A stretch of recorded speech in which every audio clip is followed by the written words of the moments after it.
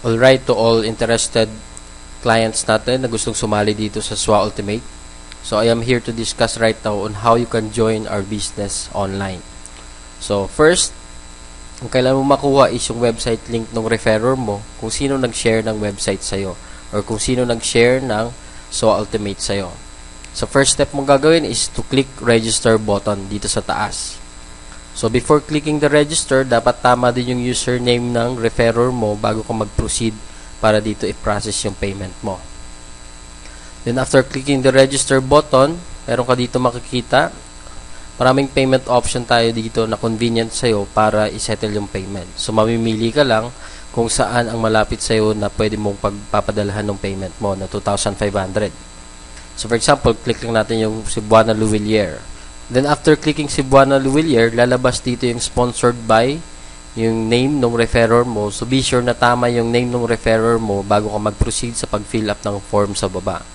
Then, second step natin, kailangan mong makuha yung complete details kung saan mo ipapadala yung payment natin. So, for example, dito sa Cebuana, ang receiver natin ay si Lenton C. Montejo. So, kailangan tama yung spelling, then kunin mo lahat ng complete details niya bago ka pumunta ng Cebuana. Then, after mo makuha yung details, then na-settle mo yung payment, kailangan mo lang i-fill up yung form dito sa baba. So, dito, amount paid. Second, payment date, kung kailan ka nagbayad. Branch of deposit, kung saang lugar ka nagbayad. Transaction reference number na ibibigay sa'yo ng Cebuana after mo ma-settle yung payment. Then, dito sa desired username, yung gusto mong username para malagay sa website mo. Personal username mo yan, mamimili ka lang. Then, first name mo, yung full name.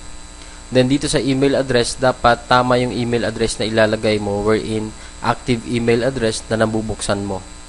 Then, lagay mo rin yung contact number mo. Then, you have to create password.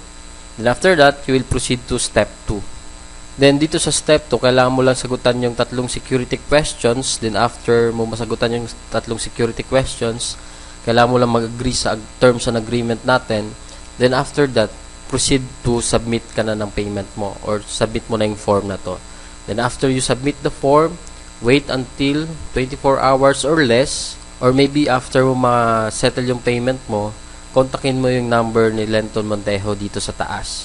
May number siya dyan, pwede mo siyang i-text o tawagan to confirm na nagbayad ka na sa Cebuana para mapabilis yung pag-activate ng account mo.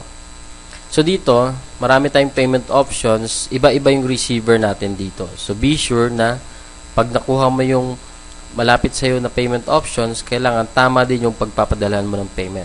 For example, dito sa LBC and Palawan. So, dito sa LBC and Palawan natin, ang receiver naman natin ay si Jason Villavicencio.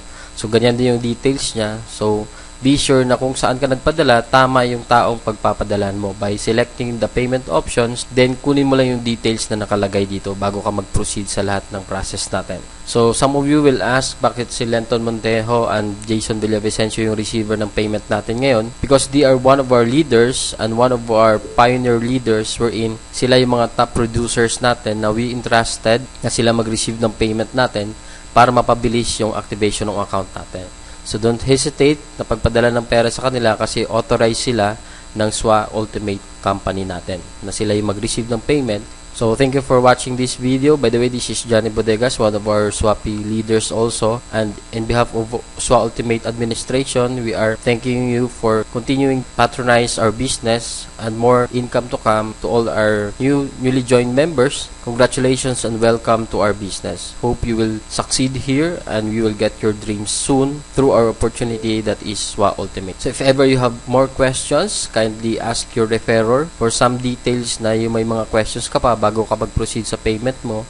If ever may mga tanong ka pa about sa business, feel free ka lang na magtanong dun sa taong nag-share sa'yo ng opportunity para mag-guide ka ng maayos para maging smooth flow lahat ng process natin dito. So thank you and God bless.